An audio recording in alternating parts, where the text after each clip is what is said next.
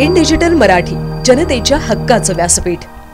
गेल्या 2 दिवसांपासून कल्याण डोंबिवली परिसरात पावसाने हजेरी लावली आहे।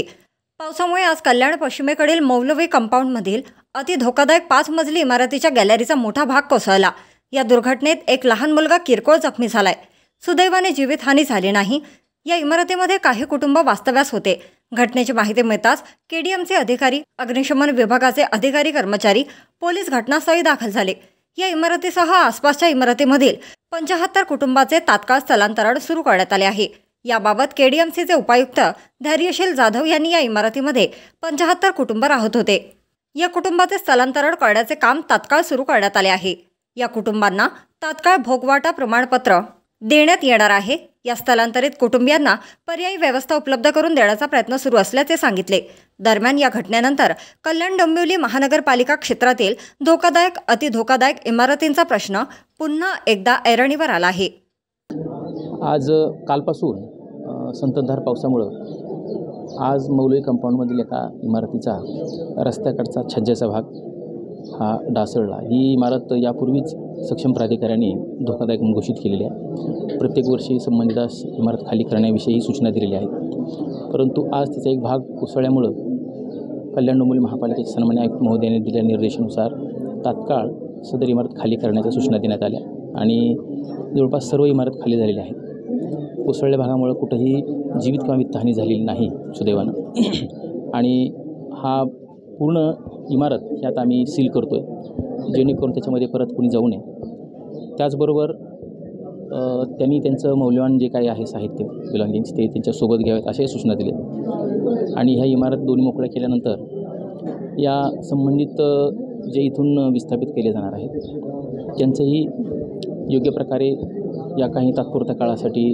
पुनर्वसन करणं गरजेचं आहे। त्यानंतर ते पुनर्वसन केलं जाईल आणि मग तोपर्यंत दरम्यानच्या काळात इमारत निष्कासन करण्याची कारवाई आम्ही सुरू करतो। ही 6 माळ्याची इमारत आहे, पूर्णतः अनधिकृत इमारत आहे आणि याच्यामध्ये जवळपास 36 घरं आहेत। त्याची काही घरं कदाचित बंद असतील, परंतु या सर्व जी 36 घरं आहेत ही पूर्णही मोकळी केलेली आहेत। याचा कुठलाही प्रकार झाला नाही, सुदैवानं कुठलीही जीवित किंवा वित्तहानी झाली नाही।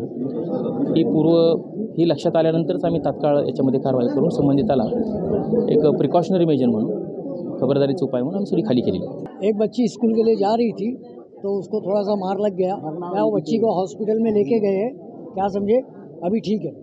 मतलब ये मुनीर मौलवी बिल्डिंग है, क्या समझे।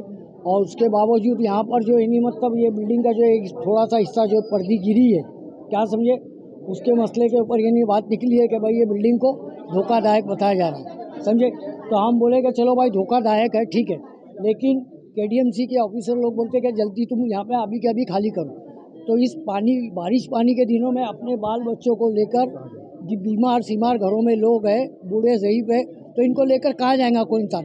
यहाँ किसी की कोई तो रिलेटिव भी नहीं है दूर दूर तक, क्या समझे, तो वो कहाँ जाएंगे। तो हमने उनसे यही इल्तिजा की है कि आप लोग हमारे को यहाँ से शिफ्टिंग करो पहले, उसके बाद हम खाली करके देते। हम आपकी बात से इनकार नहीं कर रहे, ना आपके अगेंस्ट जा रहे।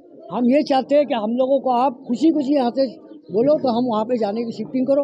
अब उन्होंने कहा है कि 10 रोज़ का हमको ये बोले कि 10 रोज़ का वक्त लिए कि भाई हम लोग वहाँ पर जो खिड़की दरवाजे और जो कुछ भी यानी टूटा फूटा है हम उसको रिपेयर करेंगे पूरी तरीके से।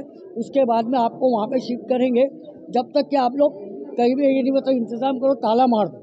तो हम लोग ताला मार के जाएंगे कहाँ, जब मसला तो 1 घंटे का है कि यहाँ पे 1 घंटे के लिए लोग कहीं पे कोई इंसान रह नहीं सकता, तो 10 रोज़ कहाँ निकलेगा।